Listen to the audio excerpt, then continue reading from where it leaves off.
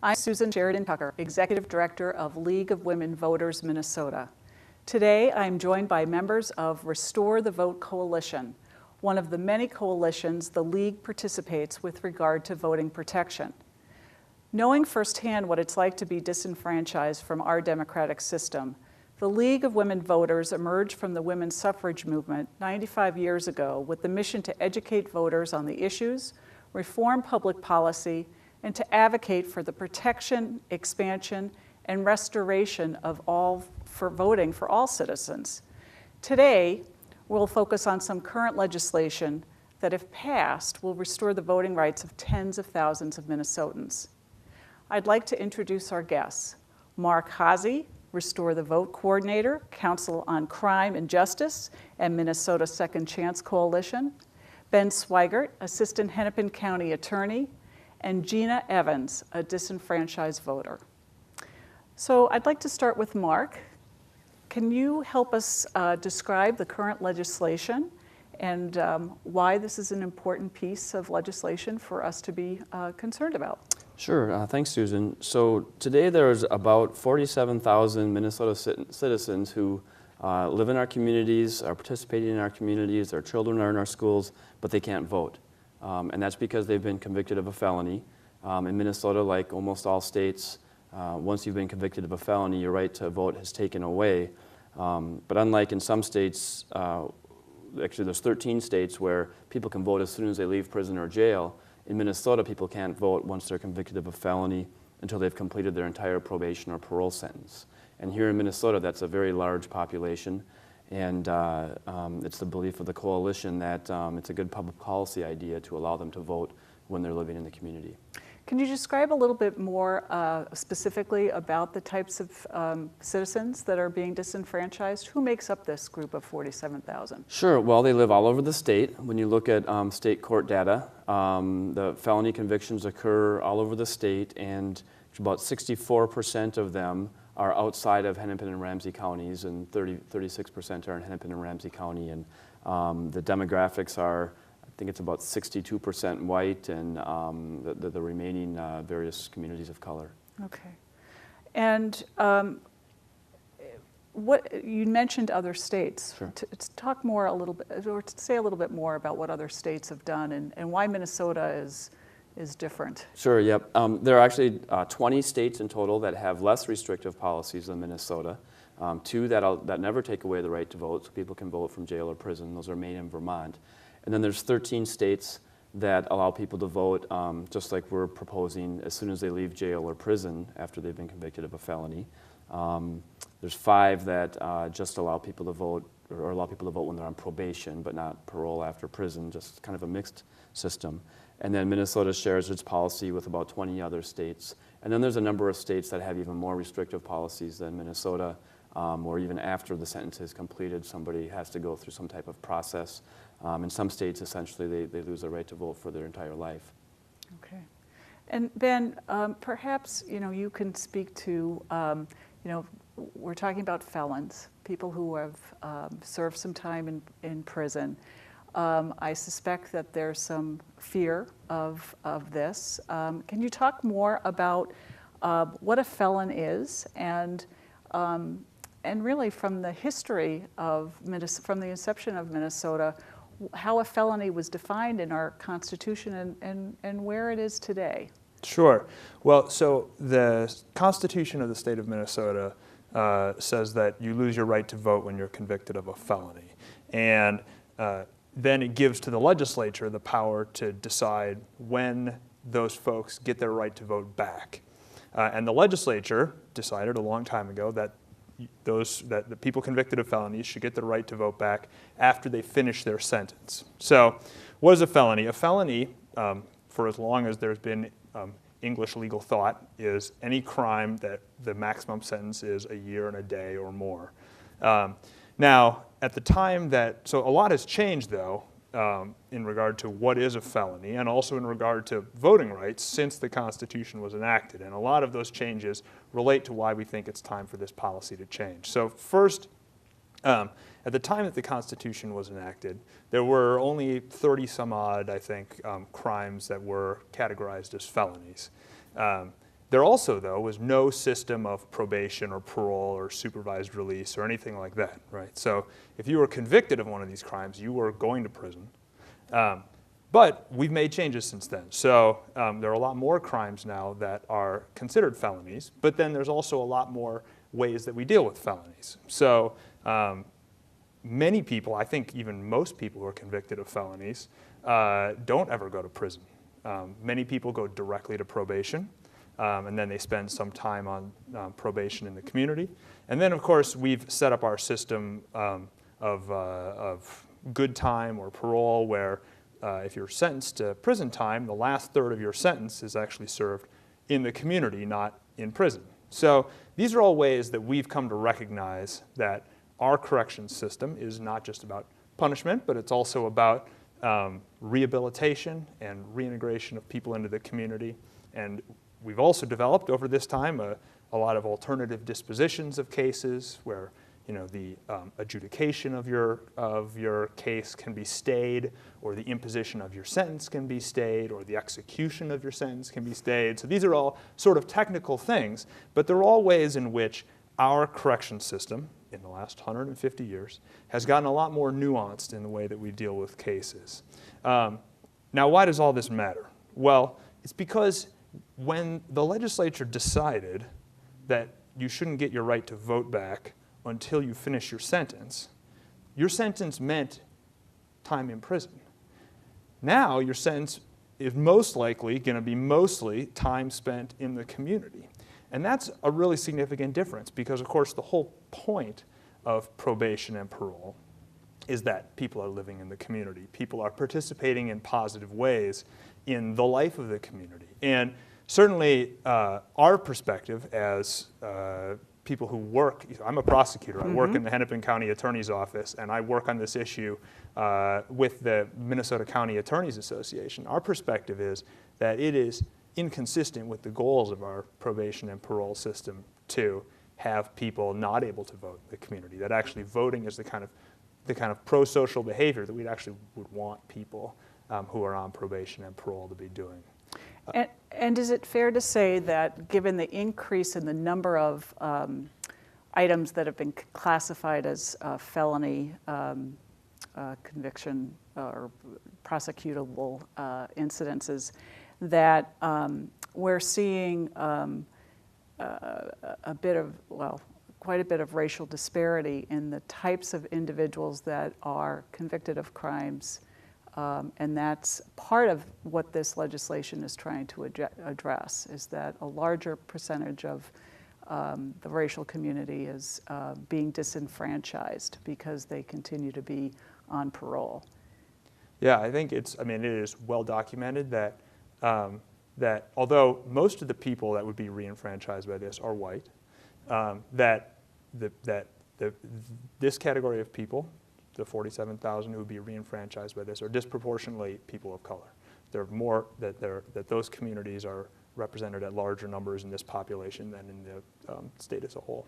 Okay, and so we hear the term on paper and off paper. Could you just clarify that for us? On paper just means that you're on supervised release of some kind, probation or parole. And when you're off paper, that means that you've completed your entire sentence, including any term of probation or parole, and then your right to vote is restored at that point under current law. And do we have a good system in notifying people that they're off paper? We do not have a good system for that.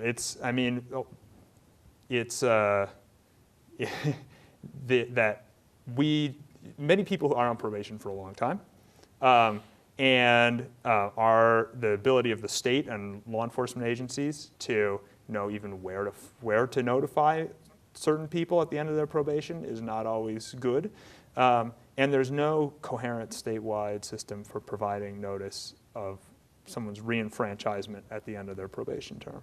So people, so we know that there are people in the state, elected officials, many of them meet them door knocking. Certainly I have met them as I've been out in the community, who actually can vote and are unaware of that fact because their term of probation, for example, ended and no one told them at that point, well, okay, now you can vote. Okay. So Mark, let's talk a little bit more about the work of the coalition. We have 60 organizations right now that are part of it. And tell us a little bit more about how that came to be and how this coalition has actually been growing over the last couple of years or more. Sure. Yeah. Well, it's a remarkable coalition. As I describe some of the members, you'll see. The Second Chance Coalition has had this reenfranchisement issue on its agenda for a few years now, and I think it's about a couple of years ago that we were asked by some voting, more civic engagement type groups like the League of Women Voters to join with them and talk about how we might be able to collaborate on this. And so those, this kind of civic engagement groups and the Second Chance groups that work to reintegrate people into the community came together, and then from there it's just kind of grown and grown and grown. So now that we have public safety and legal type organizations, the Minnesota County Attorneys Association and the Minnesota Corrections Association are members, advocacy organizations like the Second Chance Coalition and the Council on Crime and Justice, direct service organizations like Minnesota Adult and Teen Challenge. We have a great representation from the faith community. The Minnesota Catholic Conference is a member, as well as the Joint Religious Legislative Coalition and Isaiah. So really, through at least the greater the Joint Religious Legislative Coalition, we even have Muslim representation there. So there's really Jewish Community Action is also a member. So really broad faith backing. Recently, we had a couple of more, I guess, what you'd call political organizations join as well. The Liberty Minnesota Libertarian Group and the Republican Liberty Caucus officially signed on as part of the coalition. So you can see an amazing amount of diversity there. Right. So it's quite a broad coalition, which you don't always see. Right. So, which is exciting. And I know that we're always excited to have a broad tent, everybody under the tent. Can you speak a little bit more about the current bills? What specifically they're going to address and where they are in the House and Senate and kind of the path that we're following at this point. Yep. Well, as I stated initially, the bills allow people, would re-enfranchise people as soon as they leave prison or jail. The bill in the House has been introduced by Representative Tony Cornish. He's also the chair of the Public Safety Committee, Republican. That is House File 342, if anybody wants to follow it on the legislative website. On that bill, I think we have 12 Republican authors and about 14 DFL authors. And then in the Senate, Senator Bobby Joe Champion has introduced a bill, Senate File 355. And that there's two what we call, one of the bills in the Senate is a clone, because there's a limit on how many signatures you can have. Right. So we have a total of 10 co-authors, and 7 of those are Republicans and 3 are DFL members. So they've been introduced, as I said, and we hope, it sounds like we're going to have our first hearing in the Senate Judiciary Committee within the next couple of weeks. So we do expect this to move this session. Okay. We have, with the bipartisan support and the support of committee chairs, we're very hopeful about its prospects. So why should the average voter care about this bill? Well, as you can kind of hear from some of the things you've heard here in the coalition, there's a number of reasons somebody might want to support this from their own perspective. One is if you want to live in a safe community. There's absolutely no public safety benefit that can be shown from disenfranchising people living in the community. Really the argument, one argument against it is it's just part of the punishment, but it's just punishment for punishment's sake. It doesn't have a rehabilitative or purpose. And there is some research that shows that when people engage in positive activities or engage in their community, they're less likely to recidivate. So the public safety groups come to this, from that perspective, at least partly, that it's good for public safety. If you're a person of faith and you believe in redemption and welcoming people back into the community and that restoration piece, this makes sense from that perspective as well. The libertarian perspective is that we should only prohibit people from doing especially things that relate to fundamental liberties like voting, if we absolutely have to. And those groups look at this and they say there's no reason that we shouldn't allow people living in the community to vote, so let's not take away that fundamental liberty. So what are the absolute criticisms then? What's the counterpoint? Yeah, really the only one that I've heard that is tenable, in my opinion, is that it's just part of the punishment, and if they're still on their sentence, they should continue to be punished in this way. But our response is that it's punishment without a purpose. Not exactly like being a parent, but I'm a parent, and I wouldn't punish my kids unless it had a purpose and was going to have some good effect. And really, this is just it's more it's punitive. But people say it's just part of the sentence, so people should have to undergo this punishment as well. Part of that also is that they'll say, well, if we take away, people are just going on probation, and we give them the right to vote, they're not being punished at all. But if you talk to somebody who has been convicted of a felony and hear their stories about not being able to get housing or employment, all the things they have to do as part of probation, they certainly are being punished, in my opinion, sufficiently outside of the voting rights being taken away. Which is a great segue, because we have Gina with us today, and one of the more powerful aspects of being part of this coalition is to be witness to many of the testimonies of individuals who have been directly impacted by this disenfranchisement. So Gina, why don't you tell us your story? Thank you. Well, I grew up in a family that was torn apart by drugs and alcohol, and learned very early on that drugs and alcohol was a way to escape from what was going on at home. And I started using drugs really heavy by the time I was 15 years old. Ended up committing my first felony crime at 16, through treatment at 17. As an adult, I committed my first felony crime at 19. Was put on probation, and because of my inability to conform to the rules and regulations of probation, ended up having to serve my sentence out at Shakopee Women's Prison. I had a pretty hard battle with methamphetamines from the time I was 15 until I was 30 years old. I wasn't off of probation from the time I was 16 until I was 32 or 33 years old. Part of that, I have 12 felony convictions. I've been to Shakopee Women's Prison on 3 separate occasions for from drug possession to check forgery to theft, and all of the stuff that that is involved with being having a career of drugs and crime. When I got out of prison the last time, I ended up entering into Minnesota Adult and Teen Challenge, where I spent a year healing, recovering, finding out that there was something bigger than myself that I needed to get in line, and that I was empowered to make different decisions. So at that point, I wanted to get a job at Teen Challenge, and learned that that I didn't even have the right to vote. As a felon, I don't know that they explained to you, now you don't get to vote. Like, I didn't even really know. And I know there's other people that I work with that almost got in trouble for going down and registering to vote because nobody told them, now you don't get to vote. And so once I found out that that I didn't have the right to vote, I still tried to get engaged with the government a little bit through some bills and laws that were affecting me personally.